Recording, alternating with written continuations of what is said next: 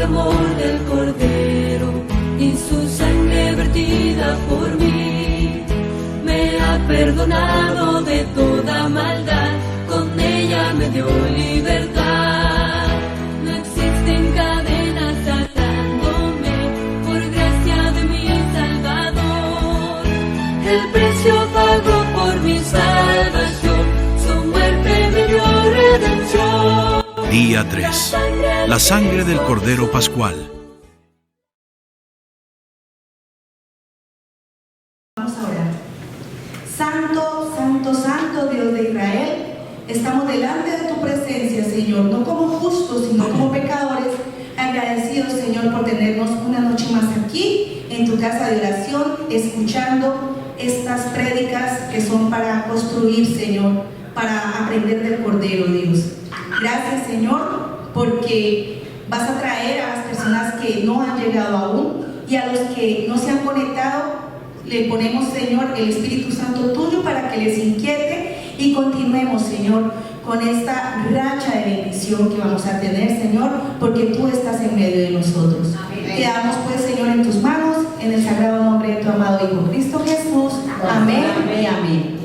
A continuación, le damos la bienvenida al pastor.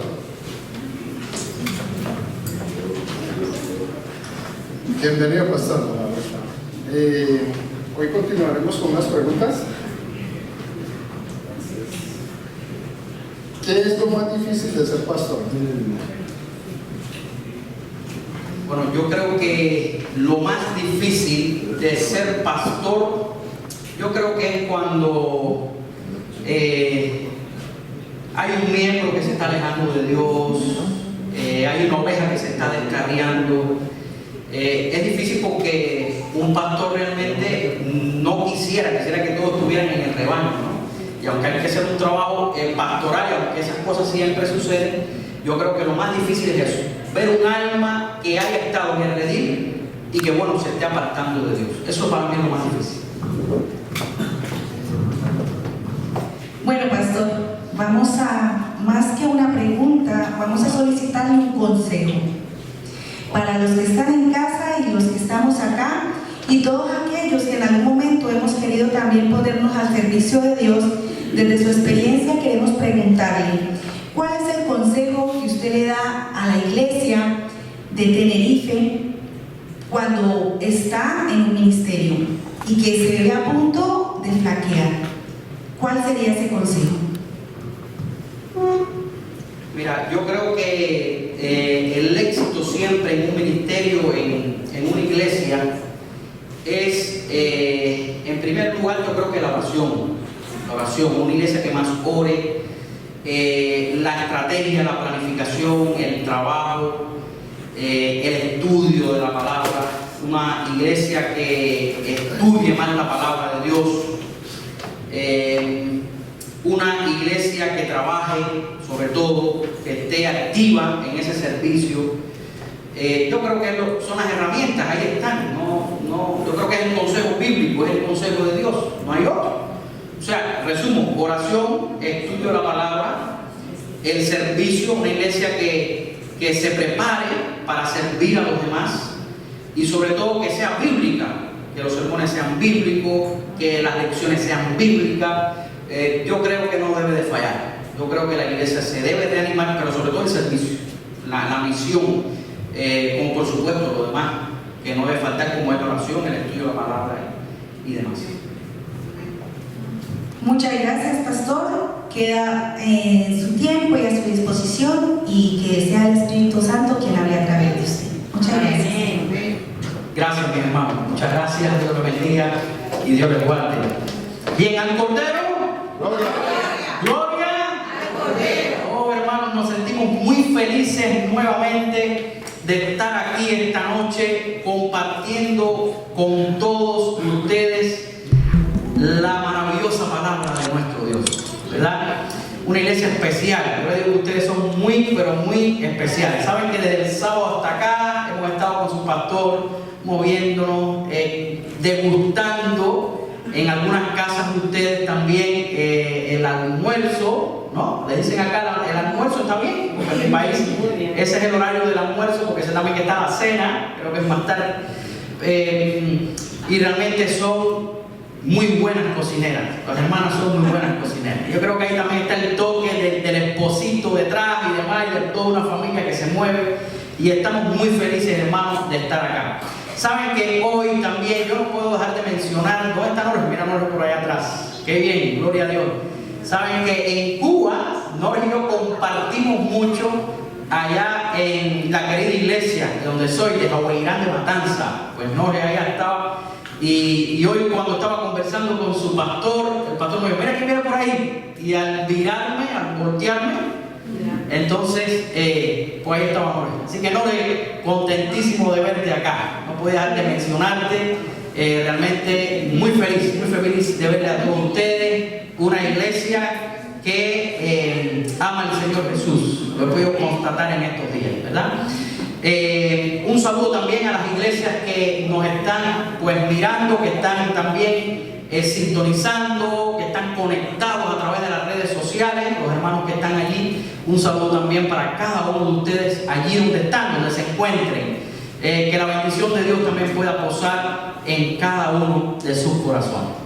Bien, mis hermanos, vamos a orar para entonces compartir un tema muy importante en el día de hoy. Pero antes de orar, vamos a recapitular un poco. Recuerden que en la noche de ayer estuvimos hablando sobre el Cordero de Dios en una porción muy interesante como es Génesis capítulo 22, ¿verdad? El gran capítulo donde se prueba la fe de un gran hombre como Abraham.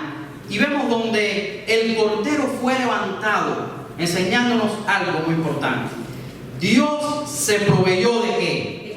De Cordero. Y saben ustedes que ayer hablamos de que Dios se proveyó en el Cordero en el sentido salvífico en dos dimensiones. La dimensión para nosotros, o sea, de salvación nuestra, y en la dimensión también de produjo un beneficio para Dios mismo. No, por supuesto, en el sentido salvífico, porque Dios no necesita salvación, Dios nos otorga la salvación, pero sí en el aspecto de que su carácter quedó vindicado al Satanás juzgarle. ¿Saben? Quiero compartir con ustedes una cita que se encuentra en el libro Reflejemos a Jesús, de la hermana White.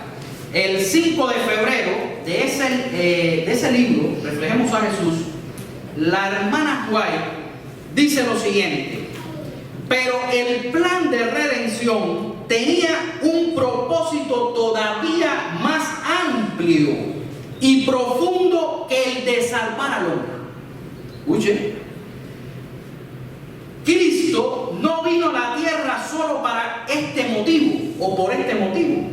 No vino meramente para que los habitantes de este pequeño mundo acatasen la ley de Dios como debe ser acatada, sino que vino para vindicar el carácter de Dios ante el universo. O sea, creo que esta cita sola de por sí resume el sermón que dimos en el día de ayer. Cuando él dice, Dios se proveyó ¿de qué?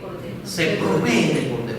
Bien, hermanos, hoy vamos a estar hablando sobre este tema de la sangre del Cordero que pascual. Vamos a movernos al libro ahora de Éxodo, pero antes vamos a tener unas palabras de oración. Oramos.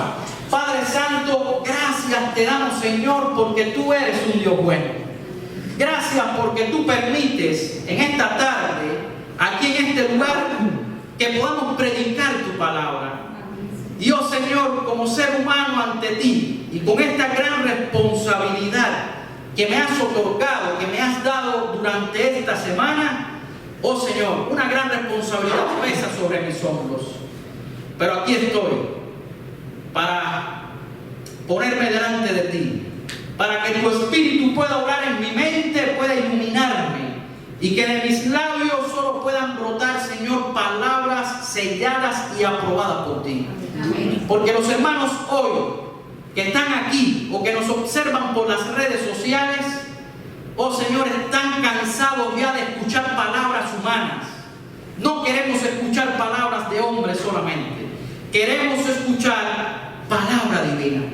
Porque tu palabra, solo tu palabra es la que produce la transformación que nosotros necesitamos.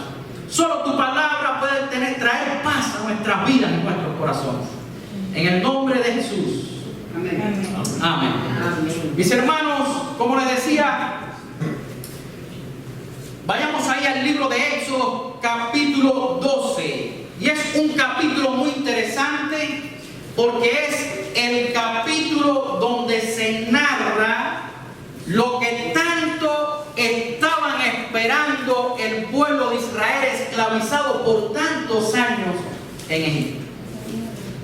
La liberación de ese pueblo. Pero antes de ser liberado, por supuesto, Dios dio indicaciones precisas para establecer una fiesta que a partir de este hecho se comenzó a establecer en Israel en un total de 7 fiestas anuales, y que esta constituía la primera fiesta judía. Estamos hablando nada más y nada menos que las Pascuas. Y saben ustedes, hoy yo quiero compartir con ustedes de esta porción que está llena de cordero y de simbolismo del cordero, algunos elementos importantes que otorga Dios a través de la sangre del cordero pascual. Por supuesto, nosotros sabemos que el cordero, los corderos sacrificados de aquel día, aquella noche, apuntaban, simbolizaban a un cordero superior, suficiente, porque la sangre de esos corderos, al ser cordero, esos corderos como un animal, era una sangre insuficiente. Por lo tanto, vamos a ver elementos simbólicos aquí, donde vamos a ver varios aspectos que denotan los mismos aspectos, pudiéramos decir, más amplios, como señalizados, como simbolizados a lo que iba a lograr después la sangre del Cordero Cristo Jesús en la cruz del Calvario. Y lo primero que quiero decirte aquí es, hay varios elementos que denotan que la sangre redime. Quiero compartirte esta noche algunos simbolismos, todos ellos que denotan eso, que la sangre del Cordero de Dios, ¿qué hace? Redime. La palabra redención en la Biblia es una palabra de comercio, es una palabra en el contexto de que en un mercado, de mercadeo, de comercio, de que en un mercado pues vendían esclavos, y lleva en sí la acción de alguien que viene y compra la libertad de ese esclavo, pero para dejarlo libre. Más o menos esa es la idea teológica que se maneja cuando se habla de redención. Es decir, ahora, todos estos elementos que vamos a compartir que están en el pasaje bíblico, todos ellos en primer lugar van a exaltar, van a mostrarnos que la sangre de Cristo nos redime, nos liberta, nos da la liberación. Por ejemplo, el primero lo encontramos ahí cuando dicen, hay indicaciones de escoger un cordero, y el cordero tenía que ser sin mancha o sin defecto. ¿Qué significaba eso? ¿Qué simbolismo tendría eso? Sencillo, era símbolo de la integridad moral de aquel que era representado por el sacrificio. O sea, muchas veces nosotros hablamos de Cristo y exaltamos su muerte, y gloria sea a Dios por la muerte de Cristo, una muerte perfecta. Pero se nos olvida algo, mis hermanos, y es que para que Cristo efectuara una muerte perfecta, antes tenía que haber vivido una vida perfecta. Y es la dimensión que a veces olvidamos de Cristo. Vida perfecta, muerte perfecta. Y aquí está, sin defecto, apuntando al Cordero, Cristo Jesús, que no conoció pecado, fue perfecto en el sentido de que tuvo, por supuesto, una perfección absoluta de integridad moral. Otro de los elementos que vemos aquí, por ejemplo, y que también apuntan a Cristo, era ese cordero, no era una hembra, se escogía dentro de los machos como tal, porque reemplazaba el primogénito masculino, que aquella noche era clave el primogénito, porque eran los primogénitos de aquellos que no efectuaban este sacrificio, los que morían cuando el ángel exterminador iba pasando por cada casa. Pero sobre todo llama la atención que el cordero tenía que tener, ¿qué cosa? Un año. Y saben ustedes algo que aprendí. Cuando la Biblia dice de un año, no es que precisamente el cordero tenía que tener 12 meses, sino que a partir de los 7 días de nacido el cordero, después que ya tenía 7 días de nacido, como les decía, ya podía ser apartado para el sacrificio. O sea, oscilaba, cuando él dice de un año, un cordero entre 7 días de nacido, máximo 12 meses. Pastor, ¿y dónde está? ¿Dónde se ve eso en la Biblia? Vayan conmigo, por ejemplo, en Levítico capítulo 22, versículo 27. Levítico 22, versículo 27. Y vamos a estar viendo un texto interesante, porque vamos a estar viendo lo mismo que hemos estado comentando acá. Levítico 22, versículo 27. Y leo para ustedes, mis hermanos. El becerro o el cordero o la cabra, cuando naciere, 7 días estará mamando de su madre, mas desde el 8º día en adelante será acepto para ofrenda de sacrificio encendido a Jehová. O sea, en otras palabras, cuando aquí decía que el cordero tenía que ser de un año, es que el cordero tenía que tener un lapso de tiempo que oscilaba entre 7 días de nacido y máximo un año. Porque a veces pensamos que realmente el cordero que tenía que tener exactamente ¿qué? El año. Pero no es así. Tenía que estar en ese lapso de tiempo. Claro, todos sabemos que representaba un año, un cordero representa la edad promedio en que Cristo también sacrificó su vida. Se dice que a los 33 años de edad. Otra de las cosas interesantes era que se comía ese cordero, y dice la Biblia que entre las 2 tardes. ¿Saben ustedes? Hay algunos eruditos que discuten este término de entre las 2 tardes. Por ejemplo, el erudito Eben Ezer, que era un erudito judío medieval, él entendía esta frase, y algunos más lo han entendido así, como que entre las 2 tardes no es más que el comienzo de la puesta de sol y la salida del crepúsculo. Pero nosotros los adventistas nos vamos mejor por la segunda posición. La segunda posición, donde eruditos también abogan por ella, ellos dicen que las 2 tardes es más bien la primera tarde donde el sol comienza a estar encima del cenit, que se dice que probablemente eso ocurría sobre las 3 de la tarde. Y la segunda tarde es con la puesta del sol. O sea, esta posición es más efectiva. ¿Por qué? Porque Dios dijo, tienen que comer el cordero el día 14 del primer mes. Y se entiende mejor entonces que tendría que ser entre las 3 de la tarde y la puesta de sol, porque si vamos a la primera posición, entonces que pasa la puesta de sol ya no sería el día 14. ¿Qué día sería? El 15.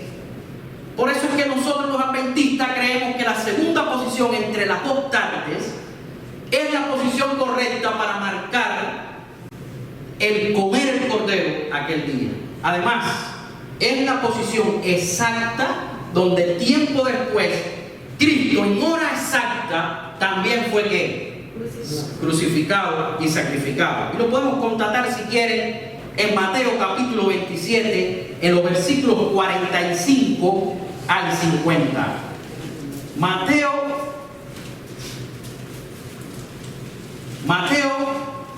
capítulo 27, versículo 45 al 50. Y voy a leer también para ustedes. Dice, y desde la hora, ¿cómo dice la palabra de Dios, hermano? Sexta, traduzco. 12 del mediodía, es la hora sexta. Hubo tinieblas sobre toda la tierra hasta la hora novena. ¿Qué hora es la hora novena? 3 de la tarde. Cerca de la hora novena, Jesús clamó a gran voz diciendo, Elí, Elí, lama sabactaní. Esto es, Dios mío, ¿por qué me has desamparado? Y algunos de los que estaban allí decían al oírlo, a Elías llama a este. Y al instante corriendo uno de ellos tomó una esponja y la empapó en vinagre y poniéndola en una caña le dio de beber. Pero los otros decían, deja, veamos si viene Elías a llamarle. Dice el versículo 50. Mas Jesús, habiendo otra vez clamado a gran voz, entregó su espíritu. ¿Cuándo Jesús entregó su espíritu? Según el versículo 46, cerca de la hora novena, 3 de la tarde. O sea, hermanos, están viendo que realmente el Éxodo capítulo 12 es una profecía donde todo apuntaba exactamente al día, aquel viernes cuando Cristo murió. Una exactitud, hermanos, precisa, vamos a llamarle así. Otra de las cosas interesantes que encontramos es que el cordero se comía no hervido. Quiero decirle que muchos de los sacrificios en el santuario, el cordero se hervía, o sea, se cocía. Pero este no, tenía una peculiaridad, se comía asado. Y uno dice, ¿por qué la instrucción del cielo de comer el cordero asado? Sencillo, fácil. Para usted cocer un cordero y hervirlo tiene que trocearlo. Pero el cordero asado se asa ¿qué? Completo, entero. De hecho, el texto dice con su cabeza y en sus entrañas, dice el texto. ¿Y por qué entonces se comía asado? Porque si apuntaba a Cristo en la cruz del Calvario, ¿podía quebrársele un hueso a Cristo en la cruz? No. Leo para ustedes Patriarcas y Profetas en la página 249. El cordero había de prepararse entero, sin quebrar ninguno de sus huesos. De igual manera, ni un solo hueso había de quebrarse del Cordero de Dios que iba a morir por nosotros. En esa forma también se representaba la plenitud del sacrificio de Cristo. Mis hermanos, otro detalle de interés es que la carne debía de comerse. Y recordemos que Cristo en Juan capítulo 6, versículos 53, 54 y 63 dijo: si no comieres la carne del Hijo del Hombre y bebieres su sangre, no tendréis vida en vosotros. El que come mi carne y bebe mi sangre tiene vida eterna. La acción de comer el cordero es la acción nuestra del pecador de aceptar al cordero, porque ahí está el sacrificio del cordero. Pero de nada vale que el sacrificio del cordero esté si yo no lo acepto. De nada vale para mí de manera personal. O sea, ahí está el sacrificio del cordero, pero para que ese sacrificio del cordero logre la salvación en mí, yo tengo que hacer solo una cosita, porque Dios lo hace todo. Y aún esto, Dios me ayuda también. Y es elegir, aceptar, comer su sangre. Porque ahí está el cordero. Pero bien, algunos pueden decir, no, yo no quiero cordero, yo no como. entonces no vas a comer el cordero, no puedes recibir los beneficios que te va a proporcionar el cordero, aunque haya estado ahí. Por eso el acto de comer es el acto que implica en el ser humano pecador la aceptación a ese sacrificio. Yo no sé si hay alguien en esta tarde aquí o alguien que me está mirando por las redes sociales que está cansado ya de escuchar del cordero, que está ya cansado de oír hablar de él. Sermones, muchos sermones se predican y todavía siente ese vacío y esa gran necesidad. Mi consejo para ti hoy es fácil, es tan sencillo como para decirte: come la carne del Cordero Cristo Jesús, acéptalo por la fe y vas a recibir los beneficios de su sangre y de su carne. Otra de las características que el pasaje relata dentro del concepto de redención, su sangre nos redime, es que se comía, en el versículo 8 está, se comía con panes sin levadura y con hierbas amargas.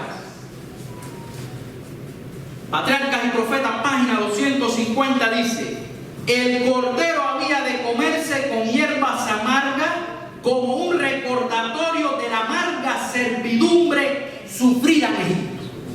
Asimismo, cuando nos alimentamos de Cristo, debemos hacerlo con un corazón contrito por causa de nuestros pecados.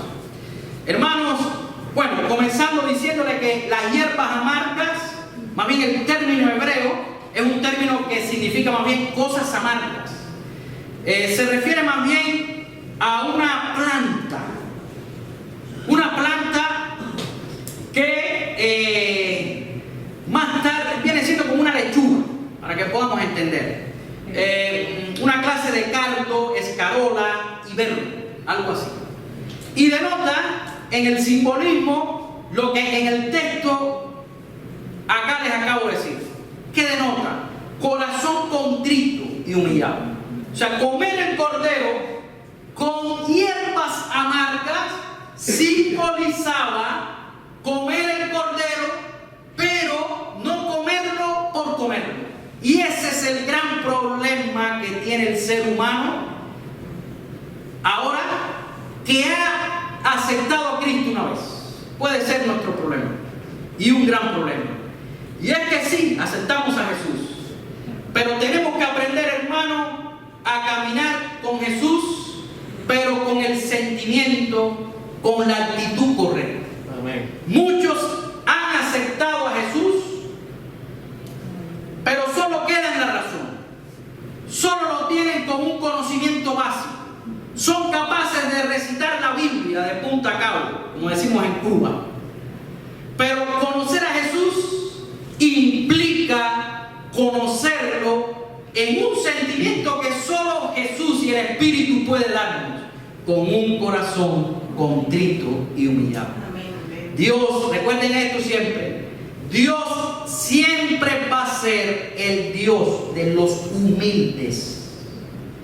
Dios no va a ser nunca el Dios de los arrogantes y orgullosos. Y el gran problema del ser humano es que nuestro orgullo muchas veces nos traiciona. Hermanos, tenemos que aprender a comer de Jesús, pero con hierbas amargas, con un corazón contrito y humillado.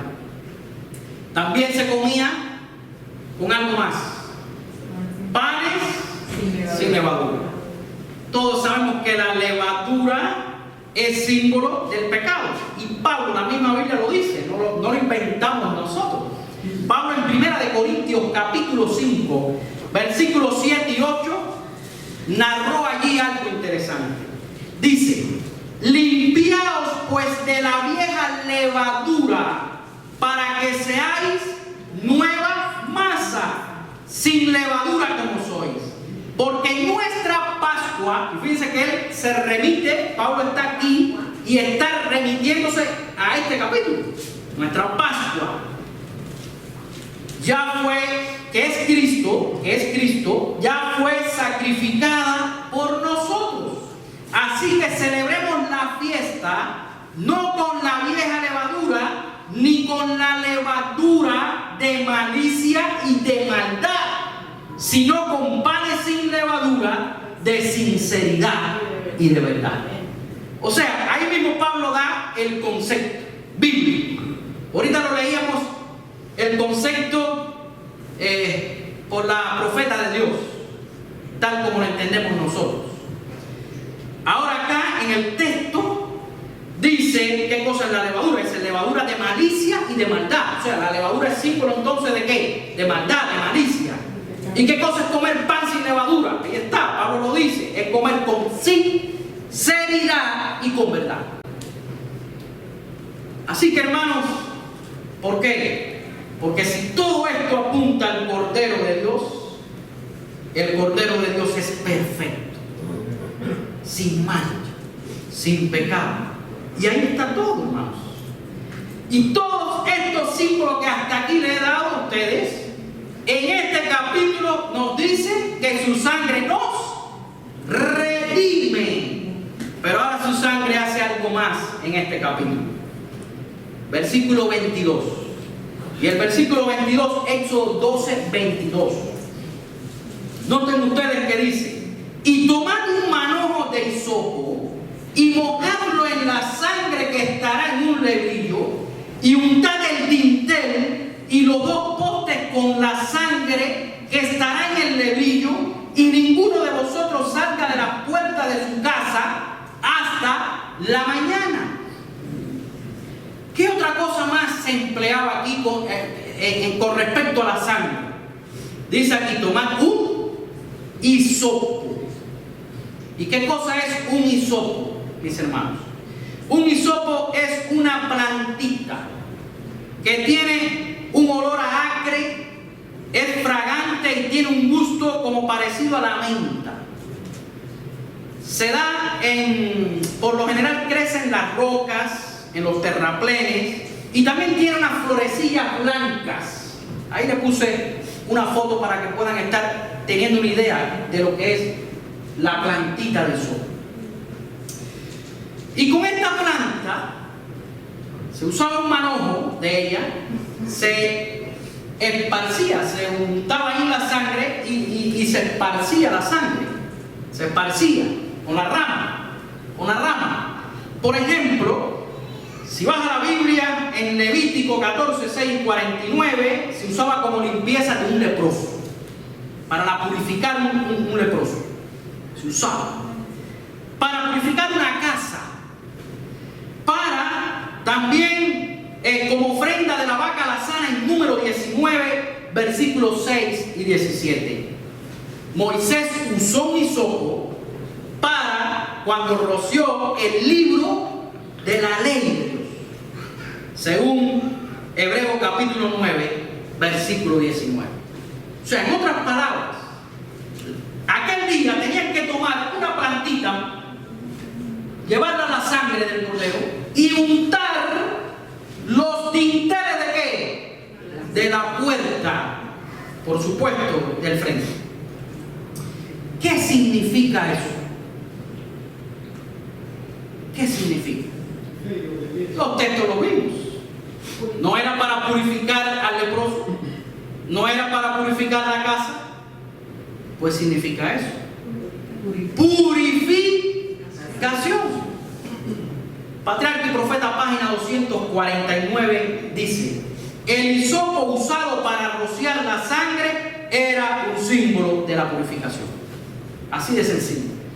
Y aquí es donde los teólogos y los estudiosos de la Biblia ven en este acto de purificación un término que ustedes han escuchado mucho cuando se habla de la muerte de Cristo y de su sangre. Y ese término: su sangre nos expía. O sea, el sacrificio de Cristo no solo nos redime, sino que nos expía. O sea, funciona como expiación. Y ahora usted dirá: pastor, ¿qué cosa es expiación? Pues es eso mismo también, son términos unidos. Purificar es limpiar nuestras vidas. ¿De qué? Del pecado. ¿Saben ustedes? Es un término que se emplea mucho con el término propiciación. ¿Han escuchado ustedes el santuario, no verdad? Ahí está en el lugar santísimo, el propiciatorio. Ahí está. Y se recuerdan ustedes que se espiaba también. Se espiaba la sangre ahí en el velo entre el lugar santo y el lugar santísimo. Aquellos que son miembros saben, conocen lo que les estoy diciendo. Hermanos, sin embargo, este término es usado también por las naciones paganas. Ellos, el concepto realmente es ese. Es un sacrificio que hacían las naciones paganas a sus dioses para controlar la ira de un Dios que está irado con ellos. Y efectuaban el sacrificio para que ese Dios se calmara y no se llegara a irar. Ese era el concepto de los paganos. ¿Quieren ver, por ejemplo, un ejemplo bíblico? Jonás. Jonás estaba en el barco, había una tempestad grande, y en este caso, ¿cuál era el concepto? Hay que lanzarte al mar, porque hay un Dios que está irado, que está revolcando el mar, que está creando una gran tempestad, y eso es porque alguien de nosotros ha causado la ira de ese Dios. Y Él se va a calmar solamente si lo tiramos al objeto que Él está revolcando, que es el mar. Hay que tirarlo al mar. Y solo cuando lo tiremos al mar, la ira de ese Dios se va a calmar. ¿Fue así o no fue así? Ese es el concepto pagano. Y Dios toma precisamente de un concepto pagano y lo incorpora en la fe del pueblo de Israel. Y hoy, muchos hermanos, quiero decirte que a veces es motivo de discusión, y a veces que me preocupa, hermanos, a veces que dicen, por ejemplo, los templos son, por ejemplo, admitimos reunirnos en templos, pero estamos en contra de otras cosas. A ver si me hago entender. Sin embargo, los templos son de origen pagano, y Dios tomó la idea de algo que era pagano como los templos y lo incorporó en la religión judía. Claro está, no para darle el mismo uso que los paganos le daban, sino para darle un uso diferente. Pero sí usaba elementos que usaban el paganismo. Ayer vimos uno. ¿Sí o no? El sacrificio de Abraham, Dios le dice, sacrifícame tu hijo. ¿Es un elemento pagano sacrificar a los hijos? En el paganismo. Y Dios está incorporando eso acá, pero para darle un uso diferente. Así que, hermanos, cuando estamos hablando de que la sangre del cordero no se expía, lo que está queriendo decir es que la sangre de Cristo, hermano, calma la ira de Dios, que está irado por el pecado, que el pecado trae la ira de Dios por una cosa, porque Dios nos ama tanto y el pecado logró la separación entre Él y lo que más ama, que es su creación, que somos nosotros. Dios se llega a irar con el pecado, porque el pecado provocó eso, y ahora viene Cristo, hermano. Y al morir en la cruz, su muerte en la cruz satisface a Dios, calma su ira, porque resuelve el problema del pecado y a la misma vez reconcilia al hombre con Dios. Eso es expiación. Así que cuando volvamos a escuchar la palabra expiación, Dios en Cristo expía el pecado. En otras palabras, es purificar, es limpiar, es reconciliar al hombre con Dios, calmando la ira divina hacia el pecado, porque el pecado produjo esa separación, pero Dios, al reconciliar al hombre con Dios, calma la ira de Dios hacia el pecado. En este concepto, en este contexto. Así que, hermanos, vemos que el capítulo de Éxodo 12, la sangre de Dios, ¿qué? En primer lugar,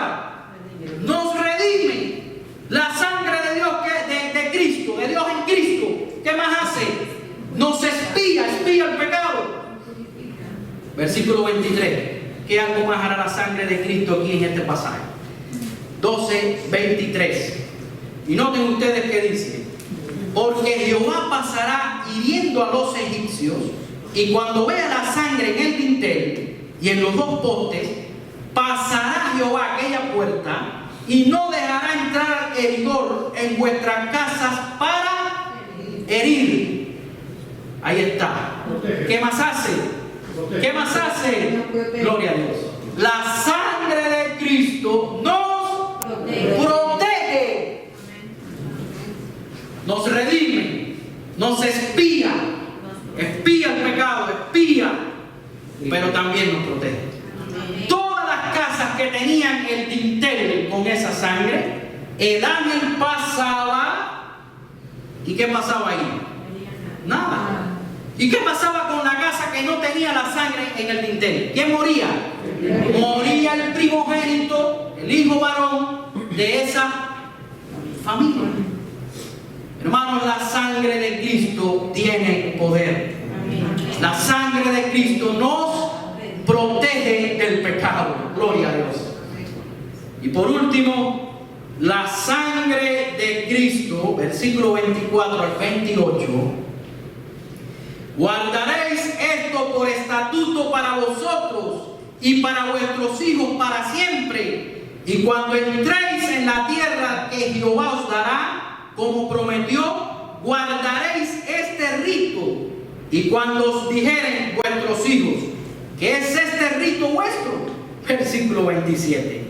Vosotros le responderéis: es la víctima de la Pascua de Jehová, el cual pasó por encima de las casas de los hijos de Israel en Egipto, cuando hirió a los egipcios, y ahí está el verbo, y libró nuestras casas. Entonces el pueblo se inclinó y adoró. ¿Qué otra cosa hace la sangre de Cristo? Y nos libró, nos redime, nos espía, nos protege, y por último nos liberta. Y yo no sé si alguien aquí o alguien por las redes que me está escuchando se siente esclavo, siente que no es libre. Yo quiero decirte en el nombre de Jesús que si tú aceptas a Jesús, el Cordero de Dios, liberación de parte de Jehová vendrá. Amén. Y vas a ser libre por la sangre del Cordero. Amén. ¿Cuántos beneficios no tiene la sangre del Cordero, hermano? Gloria al Señor. Hermanos, nosotros no merecemos esto. Y es maravilloso ver lo que Dios hace en nuestro favor. Y cuando hablamos de liberación, no solo estamos hablando de la liberación del pecado, de sentirnos libres en Él, no esclavos más del pecado, sino que también cuando hablamos de liberación, anhelamos la gran promesa de liberación hecha en la Biblia, donde Jesús promete volver a venir para libertarnos completamente ya de este mundo, de este planeta pecaminoso, y darnos, hermanos, un planeta o un mundo nuevo, creación nueva, para aquellos que estando en este mundo hayan aceptado a Jesús. Amén. Y muy pronto, porque lo hemos visto, las profecías se están cumpliendo. Las profecías están siendo cada vez más precisas. El mundo está cada vez más siendo más maduro para esa gran cosecha. Muy pronto hemos de ver en las nubes de los cielos aquella pequeña nube que trae al Salvador. Amén. Y que mientras más se acerca a la tierra, se va haciendo cada vez más grande. Es la nube que envuelve al Salvador. Ahí está, Señor de señores y Rey de reyes. Amén. Viene a buscar un pueblo semejante en carácter de Él. Millones y millones de ángeles le acompañarán para ponerle fin a este planeta y entregarnos entonces, ahora sí, un mundo mejor. Amén. Mis amados, esa es la mejor y mayor esperanza. Esa es. Y mi oración siempre va a ser que podamos todos estar allá. Que podamos hablarle a los demás y podamos contarle y decirle lo que muy pronto Dios nos va a regalar, porque es la confirmación de lo que ya nos regaló en la cruz con su sangre. Una sangre que nos redime, que nos espía, que nos protege y que encima de todo nos libera. Mis amados, en julio de 1941, en aquel campo de concentración nazi, se produjo la fuga de 3 prisioneros. El oficial nazi Karl Fritz ordenó entonces la ejecución de 10 judíos por la fuga de esos 3 prisioneros, como un escarmiento para los prisioneros judíos que quedaban en ese campo de concentración. A esos 10 que por sorteo les tocó, estuvieron en cárceles subterráneas por un tiempo sin luz. Llegó el día entonces de sacarlos. Y cuenta la historia que un prisionero judío, marcado con la muerte dentro de aquellos 10, Francis, su nombre, tan complejo de pronunciar, empezó a llorar y a gritar: ¡No me maten! ¡No me maten! ¡Por favor, yo tengo familia! ¡No me maten! Y de pronto la voz del padre Kolbe se levantó para decirle: no lo mates, mátame a mí en lugar de él. Y puedo decirle que el 14 de agosto de 1941 el padre Kolbe sacrificaría su vida con una inyección letal, dándole la libertad a aquel judío que le tocaba morir. Aquel hombre, tiempo después, años después, comentó: la inmensidad de todo esto, yo condenado iba a vivir porque alguien más ofreció voluntariamente su vida por mí. Y hoy ustedes pueden entrar en las redes sociales y poner aquí el padre Kolbe y pueden encontrar esta historia. Pero más que esta historia, tú y yo conocemos que el cielo, en el grito de Jesús, también hizo lo mismo. Padre, mi vida pongo por ellos. Yo lo ofrezco. Yo ofrezco mi sangre. Tan solo déjales a ellos vivir si me aceptan. Yo pongo mi vida. Y hoy, hermanos, tú y yo podemos levantar nuestras voces al cielo en gratitud, porque hubo uno que interrumpió un paredón de fusilamiento para ofrecerse en lugar tuyo. Su sangre tiene poder. Yo te pregunto en esta tarde, ¿hay alguien acá que levantando la mano pueda decir: Señor Jesús, gracias porque tu sangre me redime, tu sangre me expía, me purifica, me limpia, sirvió de reconciliación, calmó tu ira, pero gracias también porque tu sangre me protege y tu sangre me liberta? ¿Hay alguien? Hermanos, no sé, me gustaría en esta ocasión, el cielo pone en mi corazón tener una oración muy especial.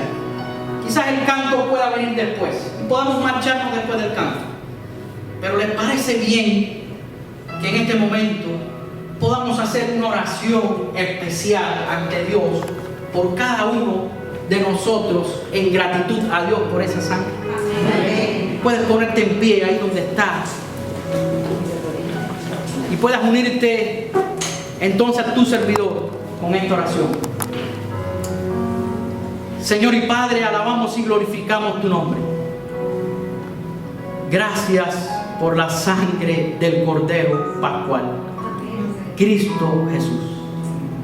Gracias porque tu sangre, oh Señor, nos redime.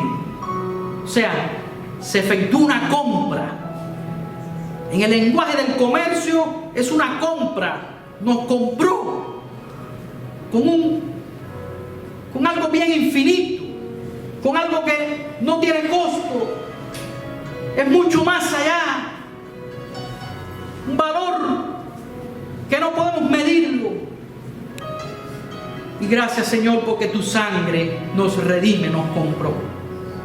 Pero también gracias porque tú lograste la reconciliación de un padre airado por el pecado, porque el pecado separó a sus hijos, el objeto de mayor amor hacia él. Y fue tu sangre la que calmó esa ira, logrando la reconciliación entre el hombre y Dios, estableciendo un puente. Pero gracias también porque tu sangre nos protege y porque tu sangre nos liberta. Anhelamos verte, anhelamos ya dejar este mundo, Señor. Ya no queremos vivir más en él, pero sé que tenemos una comisión. Tenemos que hablarle a aquellos que necesitan también de tu sangre, que podamos ser un canal de bendición para ellos. Si hay alguien en este momento aquí en el salón, o que nos observa por las redes sociales, o que después, tiempo después, comparten el link y ya la grabación está dada y le llegó en ese momento, un futuro después, un tiempo después, no sé, pero lo ve. Oh Señor, llega hasta allí, toca el corazón. Amén. Y que puedan entender que aquí no hay más antídoto, aquí no hay mejor medicamento que tu sangre preciosa. Amén. Y es la que necesitamos. Aquí estamos. Toca nuestra vida, toca nuestro corazón. En el nombre de Jesús. Amén. Hermanos, Dios te bendiga, Dios te guarde. Y recordemos que la sangre de Dios, ¿qué cosa? Nos redime, nos espía el pecado y nos protege y nos limpia. Al Cordero, gloria, Dios te bendiga y te guarde. Bueno, mis hermanos, honra y gloria para nuestro Dios por este mensaje tan lleno del Espíritu Santo. Estoy segura que ninguno de nosotros, nuestros hermanos que nos acompañaron a través de las redes, vamos a salir igual que como llegamos, ¿cierto que no? Vamos llenos del Espíritu Santo y con un mensaje constructivo para aplicar en nuestras vidas. Les invitamos para mañana de 8 a 9 de la noche para que estemos de nuevo aquí, traigamos invitados y invitemos en nuestros hogares a nuestras familias para que podamos edificarnos espiritualmente. Quedan todos despedidos, que el Señor les acompañe. Amén. Con la ofrenda de amor del Cordero y su sangre vertida por mí, me ha perdonado de toda maldad, con ella me dio libertad. No existen cadenas atándome, por gracia de mi Salvador. El precio pagó por mi salvación, su muerte me dio redención. La sangre de Cristo Jesús lavó mi pecado en la cruz. Vida eterna me da, un día regresará.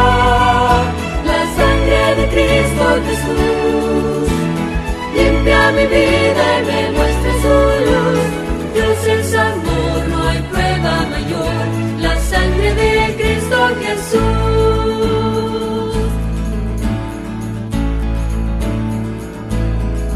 Con la ofrenda de amor del Cordero y su sangre vertida por mí.